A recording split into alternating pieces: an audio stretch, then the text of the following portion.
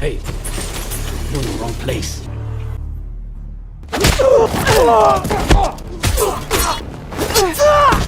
Kisah film ini dibuka dengan sebuah pertarungan sengit di dalam mobil. Seorang wanita bernama Riley Knott sedang berjuang mempertahankan hidupnya saat berhadapan dengan seorang preman yang berusaha membunuhnya. Dalam perkelahian itu, Riley berhasil melukai pahlawannya menggunakan senjata tajam.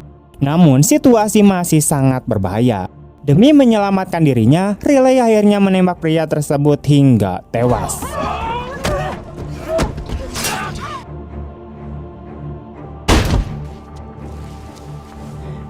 Setelah memastikan tidak ada orang yang melihat, ia memasukkan mayat itu ke dalam bagasi lalu meninggalkan lokasi. Riley kemudian menuju kawasan kumuh bernama Skid Row, tempat ia bersembunyi selama ini. Di dalam mobilnya yang sederhana, terlihat jelas bahwa ia hidup sendirian dan terus berpindah-pindah. Dengan menahan rasa sakit, ia membersihkan luka tembak di tubuhnya sendiri, meminum alkohol untuk mengurangi rasa sakit, lalu menjahit lukanya tanpa bantuan siapapun. Saat mencari sesuatu di dalam mobil, ia menemukan sekotak kue pramuka yang langsung mengingatkannya pada masa lalu. Dari sinilah cerita beralih ke 5 tahun sebelumnya. 5 tahun sebelumnya, kehidupan Riley sangat berbeda. Saat itu, ia masih hidup bahagia bersama suaminya bernama Chris dan putri mereka yang bernama Carly. Setelah menghadiri acara penjualan kue pramuka, Riley dan Carly bertemu dengan seorang ibu bernama Peg yang mulai mempersalahkan parkir mereka. Peg melontarkan kata-kata kasar dan merendahkan mereka. Carly yang kesal ingin membalas perlakuan tersebut, tetapi Riley mengajarkan putrinya untuk tidak membalas kebencian dengan kebencian. Menurut Riley, kekerasan hanya akan memperburuk keadaan dan tidak pernah benar-benar menyelesaikan masalah. Should have punched your lights out. Can't go around punching people who are jerks, then you're just as bad as they are. Tidak lama kemudian, Riley menitipkan Carly kepada Chris karena ia harus kembali bekerja. Sebelum pergi, ia meminta Chris memastikan pesta ulang tahun Carly berjalan lancar. Riley sendiri bekerja di sebuah bank dan berharap bisa pulang tepat waktu demi merayakan hari spesial putrinya. Namun di tempat kerja, atasannya memaksanya lembur karena beberapa pegawai tidak masuk. Meskipun Riley berulang kali menjelaskan bahwa hari itu adalah ulang tahun Carly, atasannya tetap tidak peduli. It's my daughter's You birthday. asked for extra hours, I'm giving them to you. Di sisi lain, Chris sedang menghadapi masalah bisnis. Rekannya yang bernama Mickey menawarkan sebuah kesepakatan yang beresiko tinggi. Mickey menjanjikan keuntungan besar yang dapat mengubah kehidupan keluarga mereka menjadi lebih baik. Chris tergoda karena ia ingin memberikan masa depan yang lebih nyaman bagi Riley dan Carly, tetapi tanpa disadari, keputusan itu justru akan membawa malapetaka. Saat Riley akhirnya pulang, ia mendapati pesta ulang tahun Carly berantakan. Tidak ada satupun teman Carly yang datang karena hampir semua anak menghadiri pesta di bulan lain yang sengaja diadakan Peg pada waktu yang sama. Carly tentu merasa sedih dan kecewa. Melihat putrinya patah semangat, Riley berusaha menghiburnya. Ia mengajak Carly dan Chris pergi ke karnaval Natal agar hari ulang tahunnya tetap menjadi kenangan yang menyenangkan. Carly langsung kembali bersemangat. Chris juga berjanji bahwa semuanya akan menjadi lebih baik. Untuk sesaat, mereka kembali terlihat seperti keluarga bahagia yang sedang menikmati malam bersama. Namun tanpa mereka ketahui, seseorang sedang mengawasi dari kejauhan. Seorang anggota geng bernama Cortez diam-diam mengikuti Chris dan melaporkan keberadaannya kepada bos kartel narkoba yang sangat berkuasa bernama Diego Garcia. Ternyata Garcia telah mengetahui bahwa Chris pernah terlibat dalam rencana yang berhubungan dengan uang hasil perdagangan narkoboy miliknya. Greasy hands not gonna get you there, man. This will. I'm out. I'm not risking it. It's not worth it, man.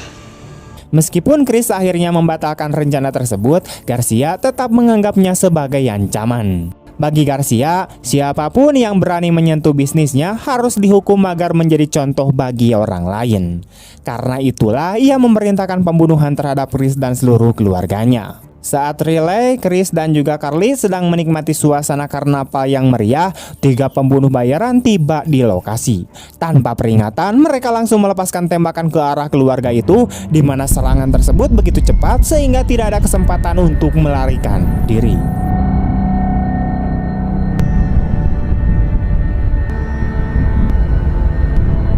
Chris dan Carly kemudian tewas di tempat, sementara Riley yang terkena beberapa tembakan masih berusaha merangkak menuju putrinya.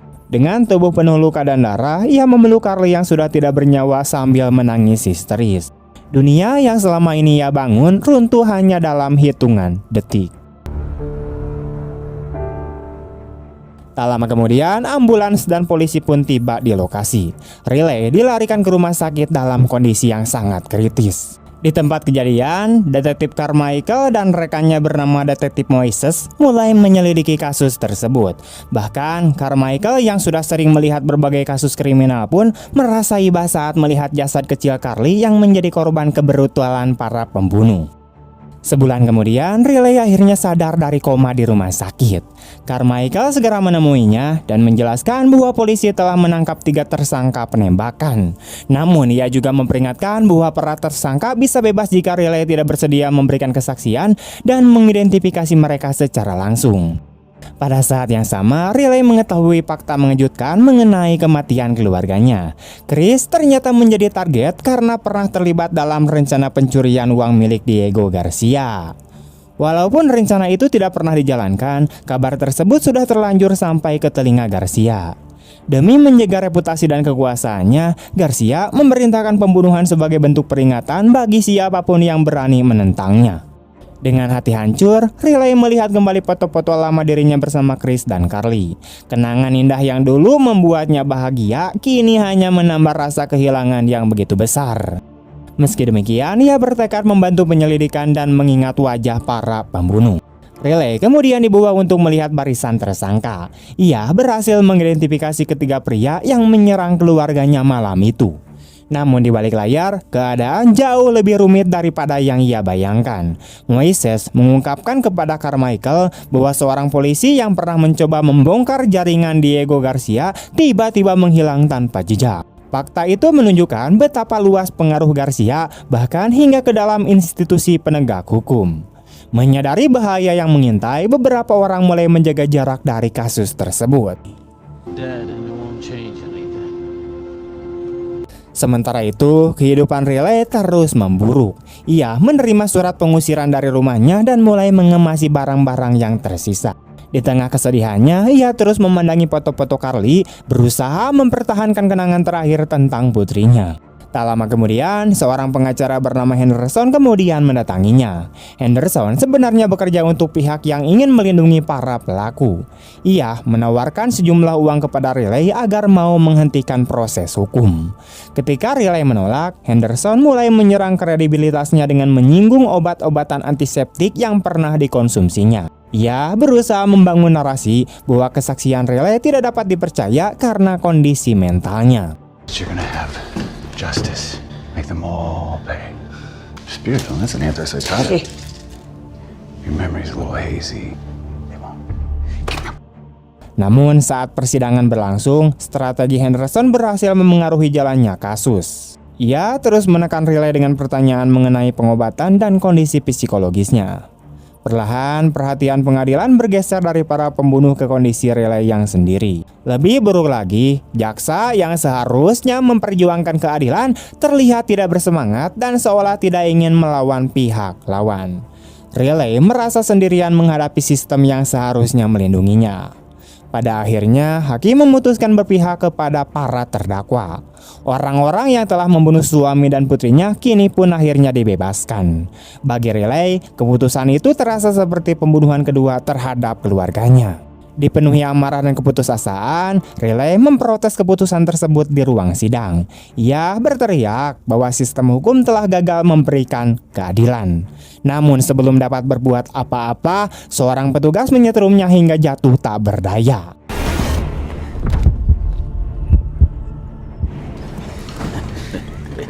Setelah insiden itu, Riley dinyatakan tidak stabil secara mental dan dimasukkan ke dalam program kesehatan jiwa. Pada titik inilah, kepercayaan Riley terhadap hukum benar-benar hancur. Ia tidak hanya kehilangan keluarganya, tetapi juga kehilangan keyakinan bahwa siapapun akan menghukum orang-orang yang bertanggung jawab atas tragedi tersebut. Akhirnya, Riley memberontak dan berusaha menghilang dari kejaran para polisi. Bertahun-tahun kemudian, seorang penyelidik bernama Lisa menghubungi Carmichael dan Moises untuk memberitahu bahwa sebelum menghilang, Riley telah mencuri uang sebesar $5.000 dari bank tempatnya bekerja. Mereka mulai mencurigai bahwa Riley mungkin terlibat dalam berbagai pembunuhan yang terjadi dan percaya bahwa selama beberapa tahun terakhir ia hidup bersembunyi tanpa terdeteksi. Namun tanpa sepengetahuan mereka, Riley sebenarnya sedang mempersiapkan rencana balas dendam terhadap semua orang yang bertanggung jawab atas kematian keluarganya. Ia bahkan berniat menuntaskan semuanya tepat pada peringatan 5 tahun tragedi tersebut.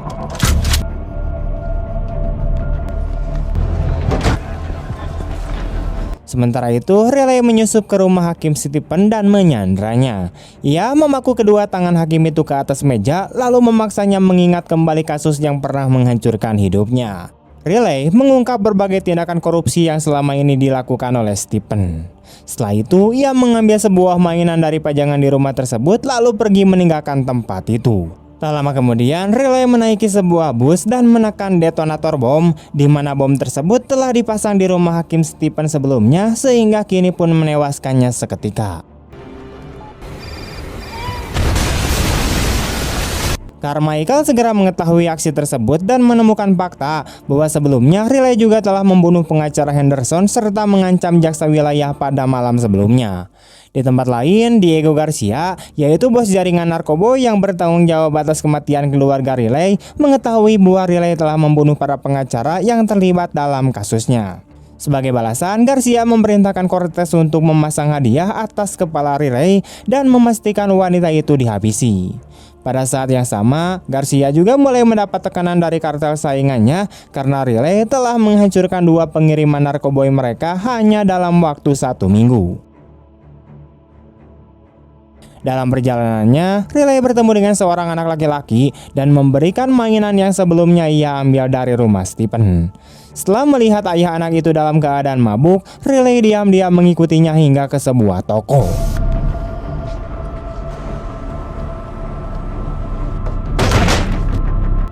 Di sana, ia menodongkan pistol dan memaksanya berhenti minum serta mulai bertanggung jawab sebagai seorang ayah.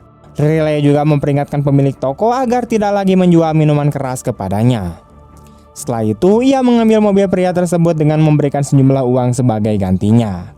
Selanjutnya, Riley memburu Marvin, salah satu anak buah Garcia yang terlibat dalam operasi pencucian uang kartel melalui sebuah toko pinata.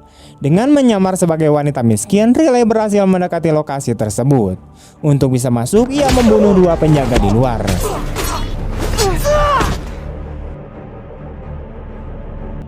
Namun saat berada di dalam, anggota geng mengenalinya sebagai wanita yang sedang menjadi buronan dan langsung melepaskan tembakan.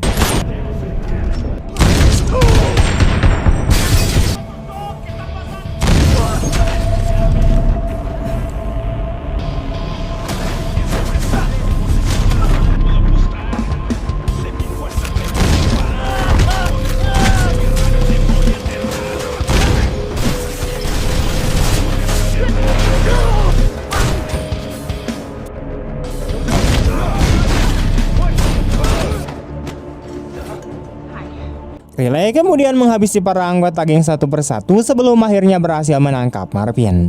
Ia menginterogasinya untuk memperoleh informasi mengenai operasi Garcia. Setelah mendapatkan apa yang diinginkannya, Riley membakar toko tersebut beserta uang hasil pencucian yang ada di dalamnya. Marvin kemudian menghubungi Garcia dan memberitahu apa yang terjadi.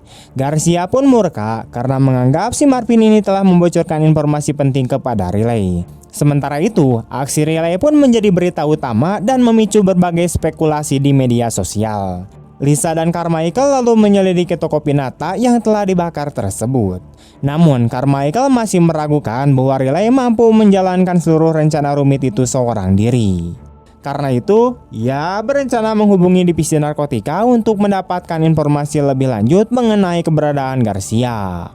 Sementara itu, Lisa mulai penasaran dengan tempat persembunyian Riley dan bagaimana wanita itu bisa menghilang tanpa meninggalkan sedikit pun jejak. Di sisi lain, Garcia membunuh Marvin karena yakin bahwa pria itu telah membocorkan lokasi laboratoriumnya kepada Riley. Setelah itu, Garcia menyiapkan sebuah jebakan untuk membunuh Riley. Melalui bagian analisis kejahatan, Lisa dan Carmichael akhirnya menemukan petunjuk mengenai lokasi Riley. Mereka terkejut ketika mengetahui bahwa Riley justru mendapatkan dukungan yang sangat besar dari masyarakat. Lisa kemudian menemukan sebuah pola yang menarik. Ia menyadari bahwa ada satu wilayah yang tingkat kejahatannya menurun drastis selama 3 bulan terakhir. Ia menduga bahwa daerah tersebut adalah tempat persembunyian Riley dan segera berangkat ke sana. Pada saat yang sama, Riley memasuki sebuah gudang yang ternyata telah dipasangi kabel jebakan dan bahan peledak. Anak buah Garcia sudah menunggu kedatangannya di sana. Begitu menyadari bahwa dirinya sedang dijebak, Riley segera mencari jalan keluar dan berhasil menghindari deteksi. Tak lama kemudian, bom meledak dan menghancurkan seluruh bangunan.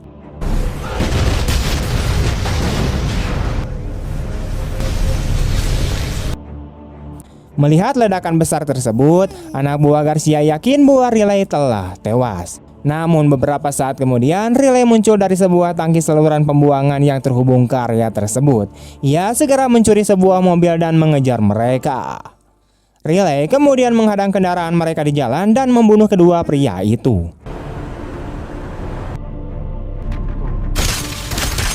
Menggunakan salah satu truk milik anak buah Garcia, Riley berhasil menyusup ke markas Garcia. Ia bergerak dari satu area ke area lainnya sambil menghabisi para penjaga yang menghalangi jalannya. Tak lama kemudian, markas itu berubah menjadi lokasi pembantaian.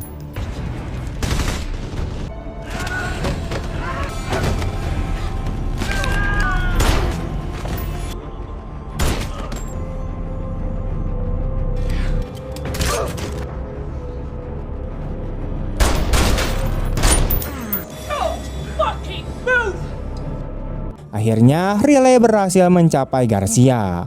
Namun, tepat ketika ia hendak menembaknya, putri Garcia muncul di hadapannya. Kehadiran gadis kecil itu langsung mengingatkan Riley kepada putrinya sendiri, yaitu Carly yang telah meninggal dunia. Keraguan sesaat itu menjadi kesempatan bagi Garcia. Ia langsung menikam Riley dan melarikan diri bersama putrinya tepat ketika polisi mulai berdatangan ke lokasi. Dalam keadaan terluka, Riley juga berhasil melarikan diri. Setelah itu, Riley mendatangi rumah si Peg.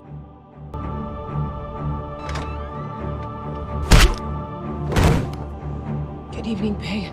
Ia memukul wanita tersebut, mengikatnya, lalu mengejek kehidupan rumah tangganya yang telah berantakan. Setelah mengambil mobil Peg, Riley segera meninggalkan lokasi. Sementara itu, Lisa menghubungi Carmichael dan menunjukkan kendaraan yang digunakan Riley. Ia mulai percaya bahwa Riley sebenarnya bisa menjadi sekutu mereka untuk menghancurkan organisasi Garcia. Karena itu, Lisa ingin menangkap Riley hidup-hidup agar dapat memperoleh informasi mengenai Garcia dan para pemasok narkoboynya. Namun semakin jauh penyelidikannya berkembang, Lisa mulai mencurigai bahwa ada seseorang dari kepolisian yang terus membocorkan informasi tentang Riley. Kecurigaan itu ternyata benar. Carmichael kemudian menembak Lisa dan mengungkap bahwa selama ini pria tersebut merupakan informannya. Sebelum kejadian itu, Carmichael telah memberikan informasi mengenai lokasi Riley kepada Garcia dan mendorongnya untuk mencari wanita tersebut di kawasan Skid Row bersama anak buahnya. Tak lama kemudian, Riley berhadapan langsung dengan Cortez. Pertarungan sengit pun terjadi, hingga akhirnya Riley berhasil membunuh Cortez berserta para pria bersenjata yang bersamanya.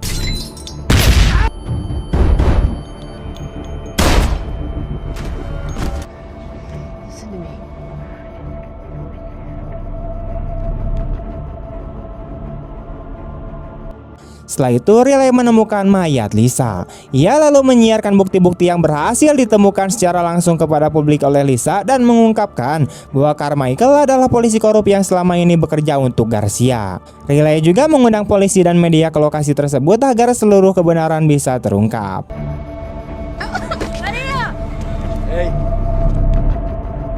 Melalui radio komunikasi, Garcia kemudian menghubungi Riley dan memerintahkannya untuk menyerah jika tidak ingin menghadapi konsekuensi yang lebih buruk. Riley pun dengan gagah berani mendatanginya. Saat Garcia memukulinya tanpa ampun, Riley diam-diam meraih sebuah pistol yang terjatuh di tanah. Pada saat yang sama, polisi mulai berdatangan ke lokasi. Melihat situasi yang semakin kacau, Garcia membunuh Carmichael karena mengira pria itu telah mengkhianatinya kepada polisi. Garcia lalu mencoba melarikan diri, tetapi Riley segera mengejarnya. Setelah berhasil menjatuhkannya, Riley bersiap mengakhiri hidup pria yang telah menghancurkan keluarganya. Namun Moises datang dan berusaha menghentikannya. Ia memohon agar Riley membiarkan hukum yang menghukum Garcia dan berjanji bahwa kali ini pria itu tidak akan lolos. Sayangnya, Riley sudah tidak lagi percaya pada sistem hukum. Karena itu, ia memilih menepati janjinya sendiri dan menembak wajah Garcia hingga tewas. Para polisi yang berada di lokasi kemudian langsung melepaskan tembakan ke arah Riley. Namun Moises segera memerintahkannya mereka untuk berhenti. Keesokan paginya, Moises menemukan Riley dalam keadaan terluka parah di makam keluarganya. Meskipun Riley memohon agar dibiarkan mati, Moises tetap membawanya ke rumah sakit untuk mendapatkan perawatan. Sementara itu, kepala kepolisian muncul di berita dan menyatakan bahwa Riley tetap harus mempertanggungjawabkan semua tindakannya di hadapan hukum. Beberapa waktu kemudian, Moises mengunjungi Riley yang masih dirawat dalam pengawasan polisi. Ia mengungkapkan bahwa banyak orang, termasuk beberapa anggota kepolisian, diam-diam mendukung tindakan yang telah dilakukan oleh Riley. Sebagai bentuk dukungannya, Moises diam-diam meninggalkan kunci borgol Riley sebelum pergi. Tanpa mengucapkan sepatah kata pun, ia memberikan kesempatan kepada Riley untuk menentukan nasibnya sendiri. Tak lama setelah itu, Riley memilih untuk melepaskan borgolnya dan kemudian melarikan diri dari rumah sakit dan menghilang dalam kegelapan. Film ini pun berakhir dengan keberhasilannya menghilang tanpa jejak. Masa depannya tetap menjadi misteri, sementara legenda tentang Riley terus hidup sebagai sosok yang berani melawan sistem yang gagal memberikan keadilan.